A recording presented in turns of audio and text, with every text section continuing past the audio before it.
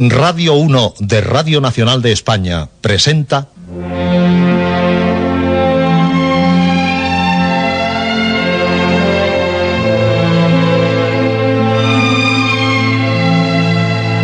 Historias.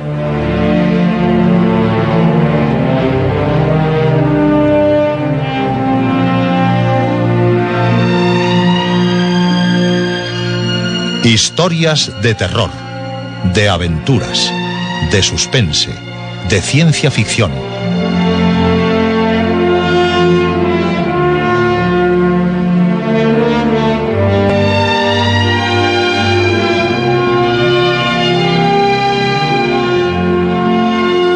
Un programa escrito y dirigido por Juan José Plans. Esta noche, narración de Arthur Gordon Pym, segunda parte.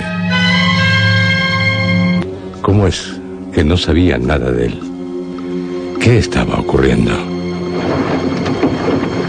Lo que más me inquieta es que el agua del cántaro ha quedado reducida a media pinta.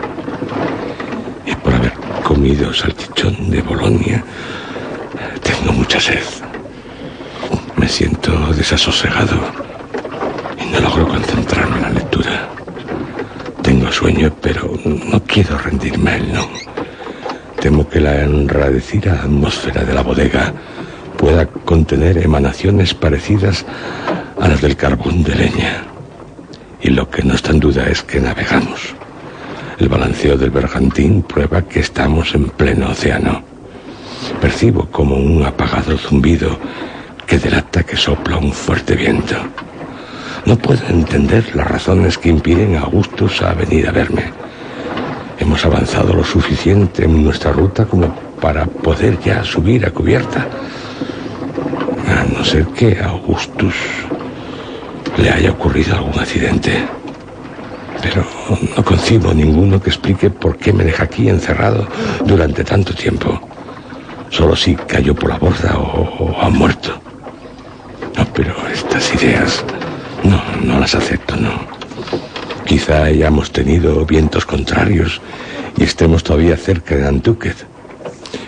Pero no, el bergantín no dejaría de virar de bordo con frecuencia. Estoy convencido, a causa de su persistente inclinación a babor, que navega constantemente con viento fresco de estribor. Y suponiendo que aún navegásemos cerca de Nantucket, ¿por qué no me informa Augustus? Aguardaré otras 24 horas. Después, en caso de no recibir auxilio, saldré por la trampilla y trataré de llegar hasta mi amigo. O al menos poder respirar aire puro y conseguir agua fresca. Dominado por estas ideas, pese a resistirme, caí en un profundo sopor. Espantosas pesadillas me hicieron sentirme víctima de las peores calamidades y horrores.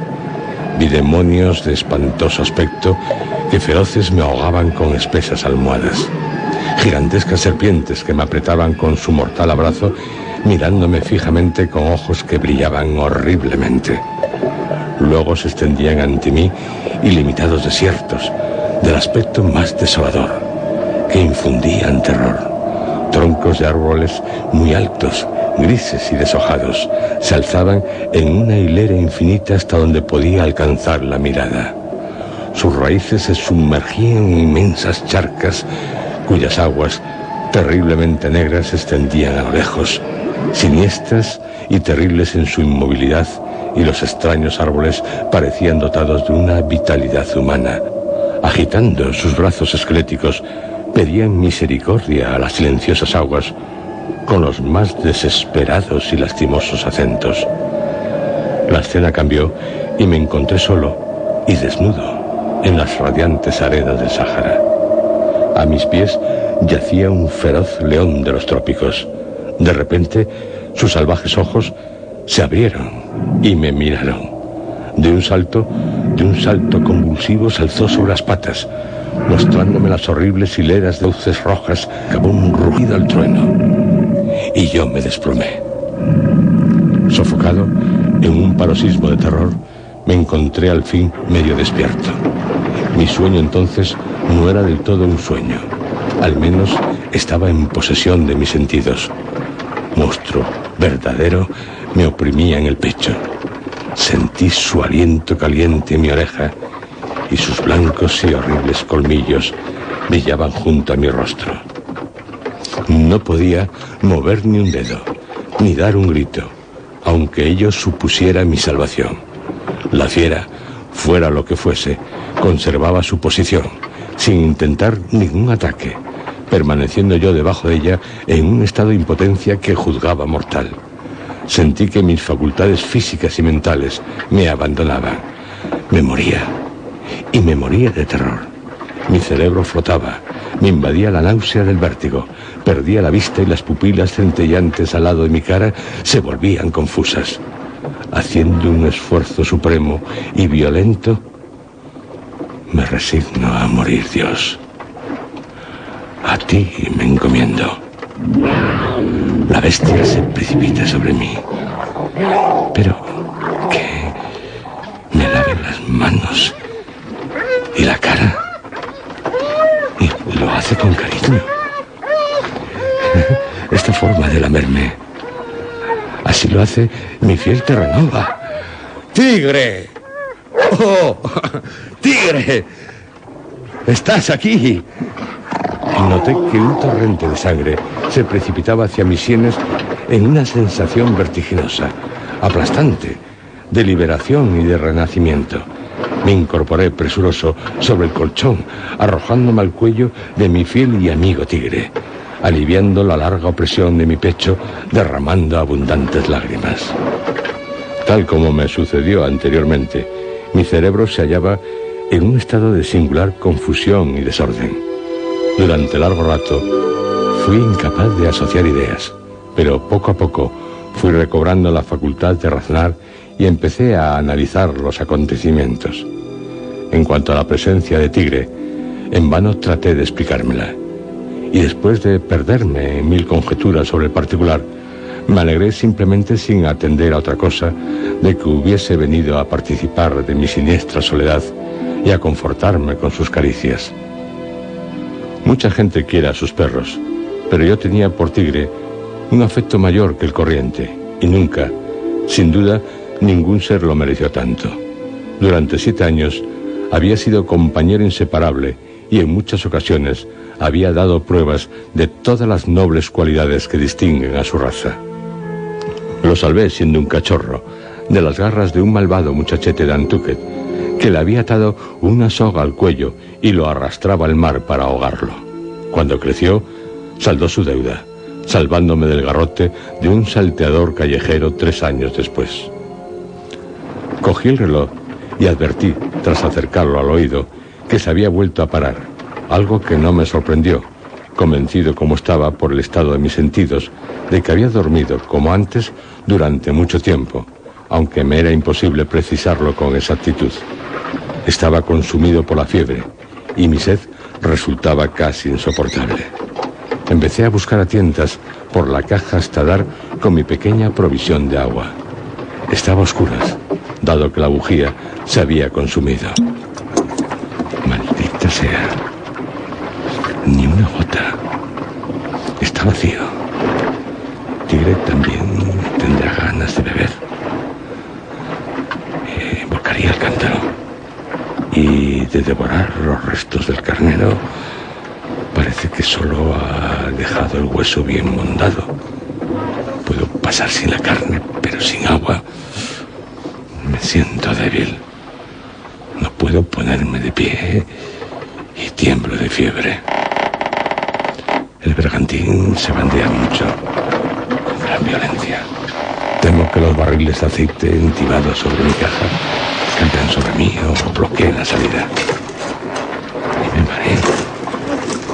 Tengo que llegar hasta la trampilla, pedir socorro. ¿Y los fósforos? Aquí están, pero las bujías no están en su sitio. Bien, iré como sea hacia la trampilla. Y tú, tigre, quieto, quieto. En la tentativa de llegar a la trampilla, se puso de manifiesto mi extraña debilidad. Me arrastraba con la mayor dificultad y con gran frecuencia mis miembros se resistían a cualquier movimiento. Caí al suelo y estuve durante algunos minutos en un estado próximo a la insensibilidad. Pero no desmayé y seguí, metro a metro, temiendo a cada instante un desvanecimiento que sin duda me acarrearía la muerte en aquel laberinto de barriles, cajas, fardos. Por fin, dando un último paso con toda la energía que pude concentrar, me he dado la frente contra el agudo filo de una caja forrada de acero. El vaivén del barco lo ha arrojado en medio de mi camino. Me bloquea el paso. No puedo ni moverla una pulgada.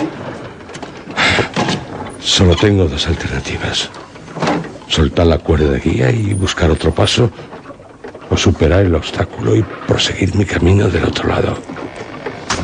Peligroso lo primero.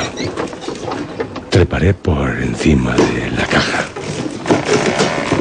La tarea era más difícil de lo que había pensado.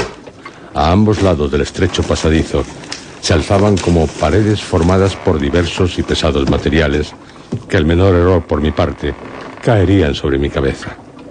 Si me salvaba, bloquearían el pasadizo. Tanteando, descubrí que la caja era muy grande, alta, sin ningún asidero.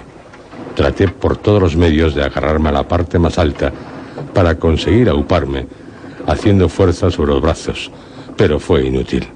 Aunque pienso, de lograrlo, las fuerzas me hubieran abandonado. Cuando me esforzaba para mover la caja, mis dedos notaron que una de las tablas que estaban en la parte cercana a mí cedía. Con mi navaja, que afortunadamente llevaba encima, conseguí con mucho trabajo desprenderla del todo, y pasando por la abertura, descubrí con gran alegría que no había tablas al otro lado, que faltaba la tapa y que podía pasar. No tuve grandes dificultades para llegar al clavo de la trampilla, pero no se abre.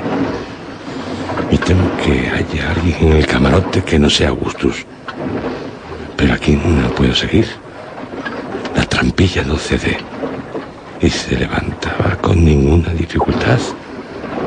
O alguien la ha clavado o sobre ella hay colocado algún peso. Experimenté una sensación extrema de horror y de espanto. Busqué en vano la razón de la causa probable que me emparedaba en aquel lugar.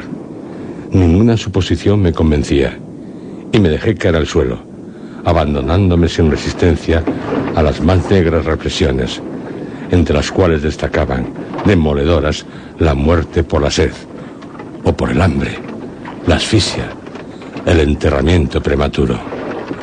Poco a poco comencé a recobrar el ánimo. Me levanté, tanteando con los dedos, encontré las junturas de la trampilla y me acerqué cuanto pude para vislumbrar alguna huella de luz en el camarote. Pero solo hay oscuridad en él. Pasaré mi navaja por la juntura. Hay un obstáculo. Es hierro. Tiene una ondulación. Se trata de una cadena. No podía hacer otra cosa que volver a mi escondrijo y en él resignarme a mi triste destino, o intentar calmar mi espíritu y pensar en alguna solución. Conseguí llegar hasta mi refugio, no sin grandes dificultades. Me dejé caer en el colchón, agotado hasta el límite. Tigre se acostó cuán largo era a mi lado, pareciendo deseoso de consolarme con sus caricias, como si me pidiera que soportase todas mis desgracias. Pero algo extraño noté en su conducta. Extendí una mano hacia él y percibí que estaba tendido sobre el lomo, con las patas levantadas. Me pareció un comportamiento raro. Como parecía estar desolado, pensé que podía estar herido, pero no encontré lesión alguna. Tendría hambre. Le di un gran trozo de jamón, que devoró rápidamente. Pero siguió gimiendo, sin cambiar de postura. Supuse que tendría tanta sed como yo. Advertí que había examinado sus patas, pero que podría estar herido en alguna parte de su cuerpo o de su cabeza. No encontré nada, pero al pasar mi mano por el lomo, percibí un ligero erizamiento del pelo. Descubrí un cordel y, siguiéndolo, descubrí también que rodeaba su cuerpo, llegando a encontrar una pequeña tira que me pareció de papel de carta. Estaba atada al cordel, debajo de la paletilla izquierda de Tigre. Seguro que se trata de un mensaje de Augustus. Algo le impide sacarme de este escondrijo. Pretende así informarme de lo que ocurre. Temblando de ansiedad, busqué de nuevo los fósforos y bujías. Recordaba vagamente haberlos dejado cuidadosamente en algún sitio antes de dormirme. Y en verdad, antes de ir hasta la trampa, había recordado el sitio exacto donde los había colocado. Pero en aquel momento no sabía dónde, perdiendo más de una hora en buscarlos. Mi estado de ansiedad aumentaba. Por fin, mientras me arrastraba con la cara pegada al suelo, fuera de la caja, pero junto a su entrada, vi como una débil fosforescencia hacia el lado de proa. Esperanzado, intenté seguir esa luz que parecía estar muy cerca, pero en cuanto me moví, dejé de percibirla, y antes de volver a verla, tuve que tantear en busca de la caja y situarme exactamente en la misma posición que antes estaba. Empecé a mover con cuidado la cabeza a un lado y otro, y noté que si avanzaba lentamente y con muchas precauciones en la dirección opuesta a la primera vez, me acercaba a la luz sin perderla de vista. Llegué a ella tras deslizarme por estrechos pasajes y vi que procedía de algunos fragmentos de fósforos esparcidos sobre un barril vacío y tumbado de lado. ¡Qué extraño! ¿Cómo es que han llegado hasta aquí? Oh, y aquí hay algún trozo de cera. Parece que mordisqueados por Tigre. Se ha comido mis provisiones de bujías. Estos trozos de cera no puedo aprovecharlos, pero sí los fósforos. Volveré a mi escondite. No sabía qué hacer. La caja estaba tan oscura que no podía ver mi mano, ni siquiera poniéndola cerca de mi cara. Casi no podía distinguir el blanco del papel, y para eso no mirándolo directamente, sino poniéndolo en la línea de la parte externa de la retina, de soslayo. Así era como únicamente percibía algo. Así estaba de oscura mi prisión. En cuanto a la nota de mi amigo, si realmente se trataba de un trozo de papel, únicamente servía para aumentar mi inquietud y para atormentarme inútilmente, ya tan débil y agitada. Multitud de ideas confusas se mezclaban en mi cabeza, tratando de pensar cómo lograr hacerme con alguna luz. Hasta que se me ocurrió colocar el pedazo de papel sobre la cubierta de un libro. Junté los fósforos que había traído del barril, los puse sobre el papel y froté este con la palma de mi mano rápida y firmemente. Una luz muy clara se difundió al instante sobre la superficie y de tener algo escrito, lo hubiera leído, pero no vi ni una sílaba y la luz se disipó, apagándose con ella mi corazón. Mi inteligencia se encontraba en un estado que rayaba con la estupidez. Tuve ciertamente algunos momentos de perfecta lucidez y hasta de energía de vez en cuando, pero habían sido muy cortos. Desde hacía bastantes días respiraba la atmósfera pestilente de un estrecho escondrijo en un barco ballenero. Durante bastante tiempo solo había podido disponer de una cantidad insuficiente de agua. También privado de sueño en las últimas 14 o 15 horas. Me había alimentado, perdida la pierna de carnero, solamente con alimentos con gran contenido de sal, excepto las galletas, pero no podía tragarlas, dada su dureza. Mi garganta, seca, estaba algo inflamada. Ardía de fiebre. Me sentía muy enfermo. Por ello es fácil comprender que durante horas de desesperación no se me ocurriera que había olvidado examinar el papel por el otro lado. Se apoderó de mí una gran rabia cuando me di cuenta de ello. Podía haber reparado el error, pero había roto el papel. Tirando los pedazos no sabía dónde. La sagacidad de Tigre me sirvió de mucho. Habiendo encontrado, después de una larga búsqueda, un trozo de papel, lo puse bajo el hocico del perro, esforzándome en darle a entender que debía traerme el resto. Ante mi asombro, pues no le había enseñado una habilidad así, pareció captar mi pensamiento. Tras explorar unos instantes, encontró otro trozo, más grande que el anterior. Le di unas palmaditas. Reanudó su búsqueda. Tras unos minutos me trajo una ancha tira. Completaba el papel perdido. No me fue difícil localizar los pocos fragmentos de fósforo que aún me quedaban. Su débil resplandor me guiaba hacia ellos. Sé prudente. Han de servirte de lección cuántas dificultades has pasado. Reflexiona. ¿Qué debo hacer? Puede que en la otra parte de la cara del papel esté el mensaje. Hay que colocar los 3 trozos ordenadamente y de forma adecuada. No podrás hacer una tercera tentativa.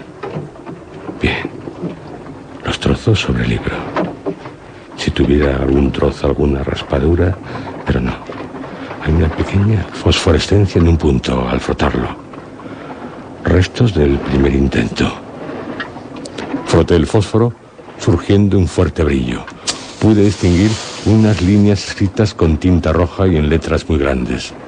La fosforescencia solo duró unos segundos. El mensaje constaba de 3 frases, pero, dada mi ansiedad, no pude abarcarlas de golpe. Pero las últimas palabras decían: Sangre. Tu vida depende de que sigas escondido.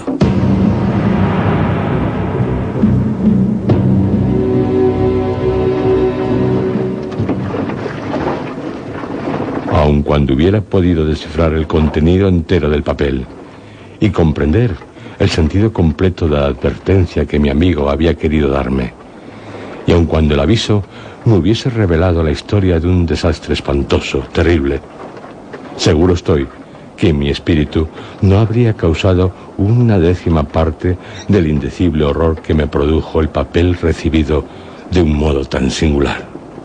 La palabra sangre, la más atroz de todas las palabras, siempre misteriosa y llena de angustia y de terror, llenó mi alma de terribles presentimientos, aunque desconociera las que la acompañaban.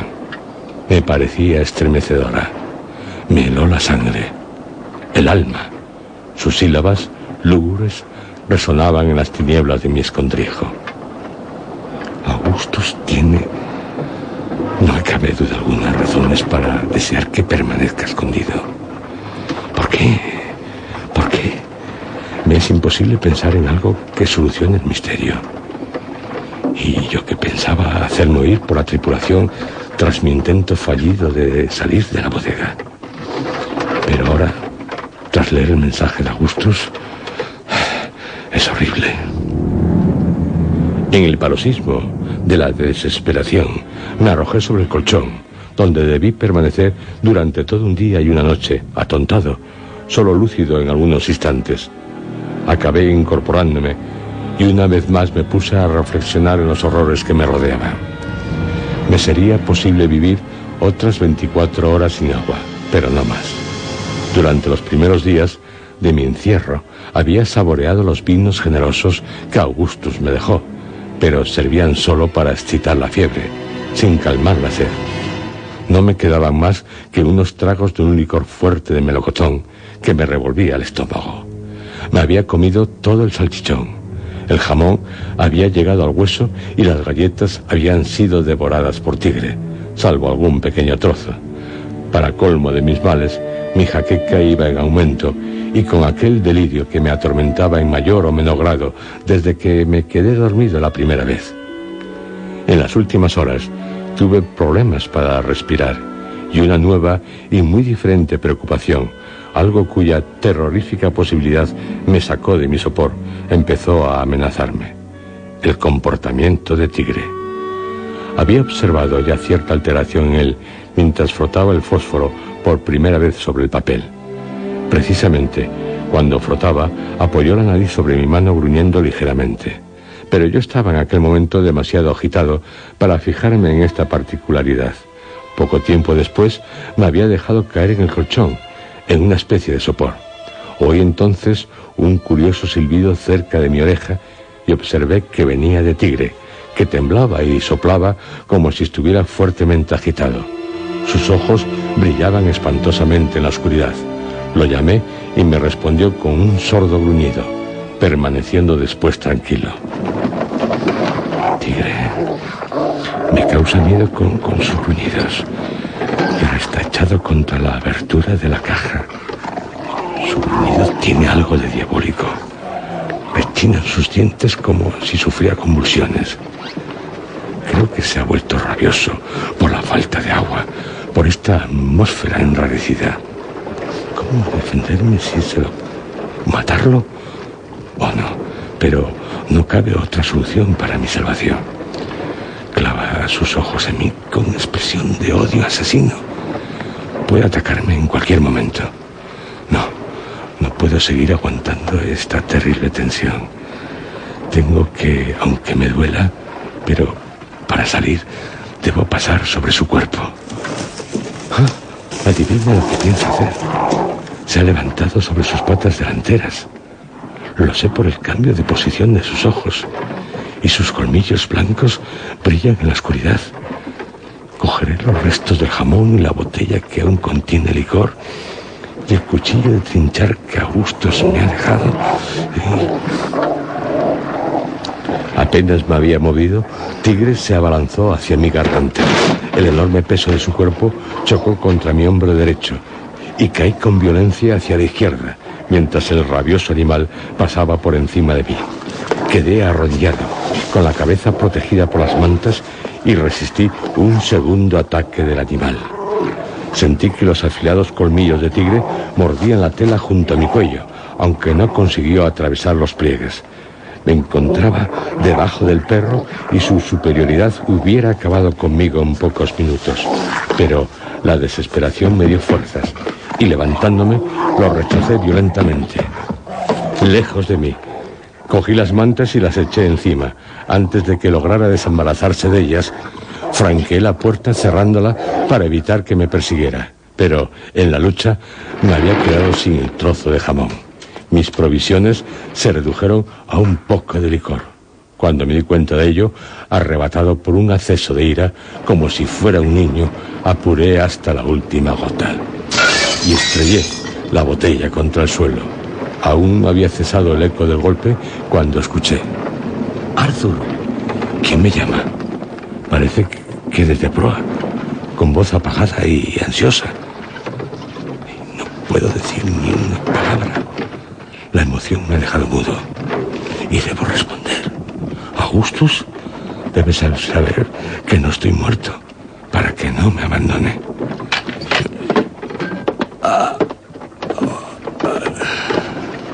Alguien se mueve por la estiba. Mi amigo se va. ¿Cómo es que me deja morir en el más horrible y sórdido de los calabozos?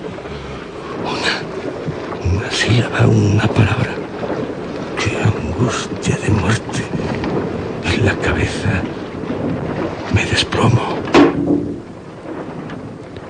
El cuchillo ha chocado con un vivo sonido contra el suelo al escaparse del cinturón. Lo habrá escuchado Augustus, porque es él quien... Arthur. ¡Augustus! Calla, por Dios. No grites. En un instante estaré contigo. Pero calla. Se abre camino hacia mí. Cada segundo me parece un siglo. Su mano, mi hombro. Estoy aquí, Arthur. Pero bebe. Estoy contigo, amigo mío. Solo los que han sido de repente arrancados de las fauces de la muerte, o los que han conocido los insoportables tormentos de la sed en circunstancias tan graves como las que me rodeaban en mi escondrijo, pueden hacerse una idea de la inefable sensación que me proporcionó aquel largo trago de la más exquisita de las bebidas. Toma, te traigo unas patatas cocidas. Augustus. Come, Arthur. Mira, y tengo una linterna sorda. ¿Luz? La luz. ¡Qué goce me produce! Como el comer y el beber. Por fin a tu lado. Pero, ¿qué ha ocurrido? Te lo contaré. Pero calma, Arthur. Mucha calma. El bergantín se hizo a la mar 1 hora después de que te dejara el reloj, el 20 de junio. Cuando yo llevaba ya 3 días y 3 noches en esta bodega. Durante ese tiempo hubo un gran trajín a bordo, especialmente en el puente y en los camarotes. No me fue posible venir a verte. Temía que descubrieran la trampilla. Después de ponerme en contacto contigo y que me dijeras que estabas bien, durante 2 días no me intranquilicé. Bajé al 4.º día. Varias veces, en ese intervalo, estuve a punto de informar a mi padre de nuestra aventura para que te hicieran subir enseguida. Pero aún estábamos acá de Nantucket y temí, a juzgar por lo que comentó, que diese la vuelta de descubrirse que estabas a bordo. Además, no me imaginaba que tuvieras alguna necesidad urgente. Y de tenerla, podías acercarte a la trampilla y llamarme. Llegué a la conclusión de que podía esperar hasta encontrar la ocasión de bajar sin que me vieran. Fue al 4.º día, el 7.º desde tu entrada aquí. Bajé sin agua ni provisiones con la intención de llevarte al camarote. Pero dormías. Roncabas poderosamente. Sería cuando estaba sumido en un profundo letargo. Debió durar 3 días y 3 noches. Seguramente a causa de los efectos soporíferos del olor del aceite rancio de pescado. No me explico cómo logré despertar. Podía seguir adormecido o haber muerto sin despertar, no sé. Te llamé en voz alta, sin cerrar la trampilla, pero no me respondiste. No estoy. Cerré entonces la trampilla y te llamé en voz alta. Creo que llegué a gritarte, pero no despertaste. Fue grande mi perplejidad. Había tardado en llegar hasta aquí, y mi padre podía notar mi ausencia, ya que necesitaba de mí en todo momento para poner orden y copiar documentos relacionados con la finalidad del viaje. Decidí, tras pensarlo, volver a subir y esperar otra ocasión para visitarte. Parecías soñar tranquilamente. Subía ya hacia la trampilla, cuando unos ruidos insólitos en el camarote, supuse, reclamaron mi atención. Trepé con toda la rapidez posible y, cerrando la trampilla, corrí a la puerta. No había puesto un pie en el umbral cuando un tiro de pistola estalló casi en mi cara, derribándome al tiempo un golpe de pica. ¿Qué fuiste? ¿Dices? Una mano vigorosa me mantuvo inmovilizado contra el suelo del camarote, atenazándome la garganta.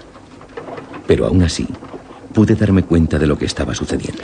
¿Y qué es lo que estaba...? Mi padre yacía atado de pies y manos sobre los peldaños de la escala del puente, cabeza abajo, manando la sangre abundantemente de una profunda herida en su frente. ¡Santo cielo! Parecía agonizar. No decía ni una palabra. Pero eso es horrible, Augustus. Sobre él se inclinaba el piloto, contemplándolo con una diabólica expresión de burla, mientras saqueaba sus bolsillos uno por uno, robándole la cartera y el cronómetro. ¡Qué barbaridad! 7 hombres de la tripulación, entre ellos un negro, el cocinero, registraban los camarotes a babor, en busca de armas. Pronto estuvieron todos provistos de fusiles y de pólvora. Aparte de mí y de mi padre, había 9 hombres en la cámara, los más rufianes de la tripulación. Los bandidos subieron al puente, llevándome con ellos, tras haberme atado las manos a la espalda. Fueron derechos al castillo de proa, que estaba cerrado. 2 de los amotinados seguían allí con hachas y otros 2 junto a la escotilla mayor. El piloto gritó a los que se escondían que subieran. Pasaron unos instantes y empezó a salir el primero, un inglés que hacía su primer viaje como marinero. Subió a cubierta llorando y suplicando al piloto que le perdonara la vida. Pero la única respuesta del malvado fue destrozarle la cabeza con un hachazo que le dio en plena frente. ¡Qué horror, Dios mío! El desdichado cayó muerto sin proferir ni un gemido, y el cocinero lo tomó en brazos como si fuera un niño y lo arrojó al mar. ¡Oh, Augustus! Al oír el golpe No concibo. y la caída al mar, los hombres que estaban abajo rehusaron subir a cubierta. Inútiles resultaron las promesas y amenazas, y alguien propuso entonces asfixiarlos allí dentro con humo. Esto produjo un arranque general de valor, y hasta se pudo creer que el bergantín iba a ser reconquistado. Los amotinados consiguieron cerrar sólidamente el castillo de proa, y 6 de sus adversarios fueron los únicos que lograron llegar hasta la cubierta. Como estos 6 constituían una fuerza desigual, y estaban además completamente privados de armas, se sometieron después de una corta lucha. El segundo les hizo bellas promesas, sin duda para obtener la sumisión de los de abajo, que oían perfectamente cuanto se hablaba en cubierta. Lo que siguió fue el resultado de su sagacidad y de su diabólica villanía. Todos los hombres encerrados en el castillo de proa manifestaron su intención de rendirse, y subiendo de uno en uno, se dejaron atar y tender de espaldas en el puente, al igual que los 6 primeros. Eran en total 27 hombres los que no secundaron el motín. Oh, Arthur. ¿Qué, Augustus? Temo que me vas a decir. Tuvo lugar una horrible matanza. Los indefensos tripulantes fueron arrastrados uno a uno hasta el portalón, donde el cocinero les esperaba para partirles la cabeza de un hachazo. 22 hombres perecieron de esa forma. ¿Y tú? Me daba por muerto. Esperaba que en cualquier momento llegaría mi turno. Puede que los miserables se cansaran, o tal vez comenzaron a sentir repugnancia de tan sangrienta tarea. 4 prisioneros y yo fuimos dejados de lado. El piloto envió a buscar ron, y todos los asesinos se dedicaron a emborracharse hasta la puesta del sol. Fue cuando comenzaron a discutir sobre el destino de los prisioneros, que aún estábamos vivos, tendidos a 4 pasos de ellos, pudiendo oír cuanto decían. El ron pareció mitigar un poco la crueldad de los rufianes, pues algunas voces se alzaron proponiendo nuestra liberación, con la condición de que nos sumáramos al motín, compartiendo así sus beneficios. Pero el cocinero, un demonio que ejercía mucha influencia, se negaba a ello. Se levantó para continuar su horrible oficio de verdugo. Afortunadamente estaba muy borracho. Los menos sanguinarios, entre los que estaba el arponero Dirk Peters, lo redujeron con facilidad. Dirk Peters. Sí, es hijo de una india de la tribu de los Upsarocas que habitan en las estribaciones de las Montañas Negras, cerca del nacimiento del Missouri. Su padre es un negociante en pieles, según creo, o al menos tiene relaciones con los establecimientos comerciales de los indios en el río Lewis. Es un hombre de aspecto feroz, de baja estatura, pero sus brazos y piernas son dignas de Hércules. Manos extraordinariamente grandes, anchas, no parecen humanas. Tiene los brazos y las piernas arqueados de un modo extraño. No parecen dotados de ninguna flexibilidad. Su cabeza, deforme, de un tamaño inmenso, calvo. Lleva una peluca, hecha con lo primero que encuentra a mano que se parezca al pelo. Ahora lleva una piel de oso gris que le hace tener una expresión de ferocidad aún mayor. La boca le llega casi de oreja a oreja. Sus labios son delgados. También diríase que faltos de flexibilidad. Su aire es estático. Los dientes, tan largos, que los labios no alcanzan a cubrirlos por completo. Si alguien lo mira casualmente, pensará que tiene el rictus contraído por la risa. Pero observándolo fijamente, es de expresión satánica. Se cuentan muchas anécdotas de él entre los marineros de Nantucket. Su prodigiosa fuerza, su posible falta de cordura. Pero a bordo de este barco, no parece que se le tome muy en serio. Pese a su aparente ferocidad, fue el verdadero artífice de mi salvación. ¿Tu salvación? Es que ahora estás en... Aún no he acabado, Arthur. Después de muchas indecisiones y de 2 o 3 violentas discusiones, Sí. se decidió que los prisioneros serían abandonados en uno de los botes más pequeños. Oh, qué horror. Salvo yo, porque Peters insistió en conservarme como sirviente suyo. El primer piloto bajó a la cámara para ver si mi padre vivía aún. Aparecería encubierta, mortalmente pálido, aunque repuesto de su herida. Habló a los hombres con voz débil. Les suplicó que no le dejasen a la deriva, que se reintegrasen a sus puestos, prometiéndoles desembarcarlos donde ellos quisieran y a no tomar ninguna medida posterior contra ellos. Hubiese hecho mejor en dirigirse al viento. 2 de los amotinados lo cogieron por los brazos y lo tiraron por la borda, cayendo en el bote que habían arriado. ¡Qué canallas! Los otros 4 tripulantes siguieron a mi padre sin rechistar. ¿Y tú qué? Supliqué que me concedieran el consuelo de despedirme de mi padre, pero ni caso me hicieron. Mientras, entregaron a los del bote un puñado de galletas y un barril de agua. Ni mástil, ni palo, ni vela, ni remos, ni brújula. Remolcaron la embarcación durante algún tiempo, abandonándolos después a su suerte. Abandonados a su suerte. Llegó la noche. No lucía ni la luna ni ninguna estrella. El mar estaba picado y embravecido, aunque no soplase apenas viento. El bote se perdió enseguida de vista. Poca esperanza se podía tener respecto a los que iban en él. ¿Y dónde tuvo lugar eso? A los 35 grados 30 minutos de latitud norte y a los 61 grados 20 minutos de latitud oeste.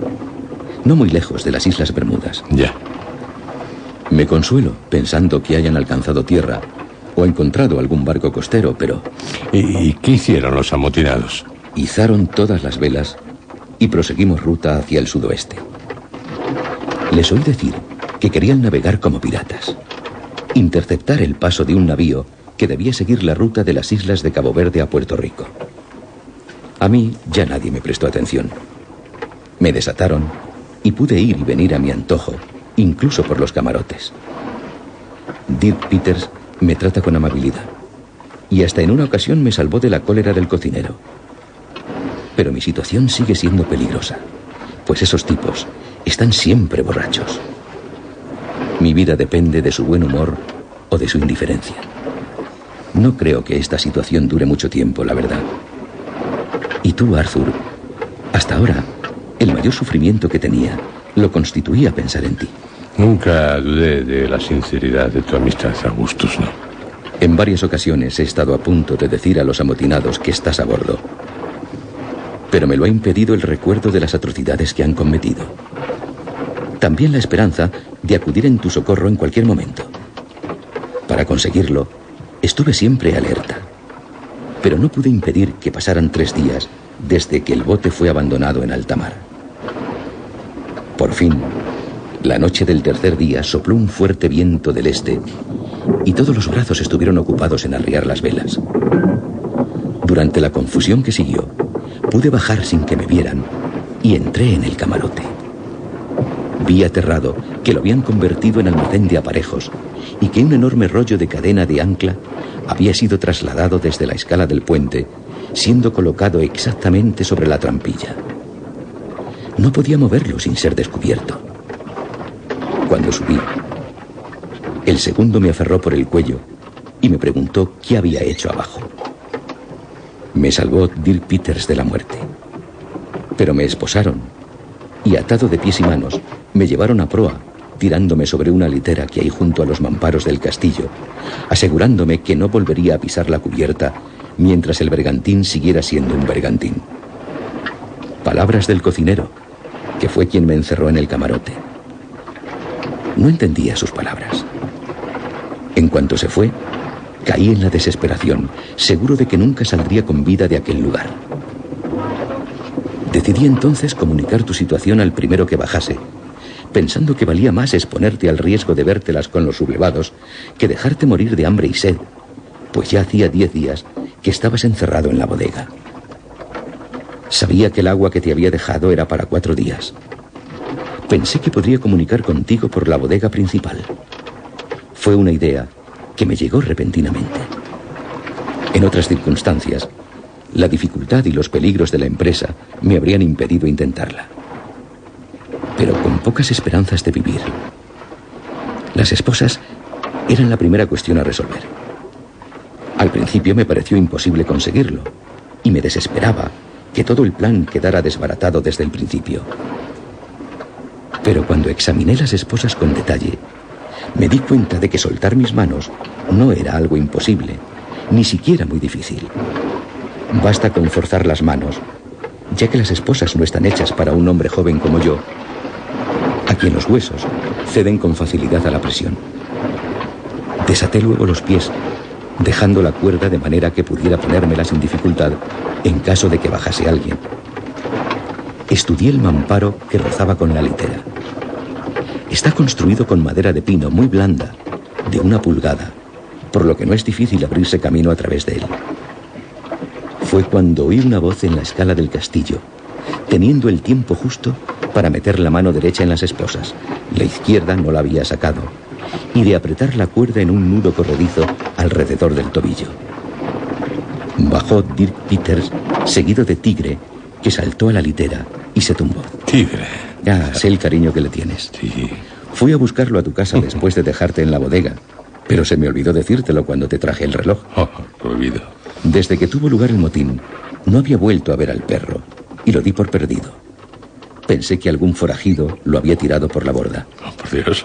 Luego supe que Tigre se había escondido en un agujero debajo de una de las balleneras y que no había podido salir por quedar encajado. Fue Peters quien lo sacó del agujero. Y con la extraña bondad que algunas veces muestra, me lo llevó para que me hiciera compañía. Me dejó un poco de cecina, patatas y un jarro de agua, prometiéndome que volvería al día siguiente con más comida. ¿Y tú? En cuanto se fue, solté mis manos y desaté los pies. Ya.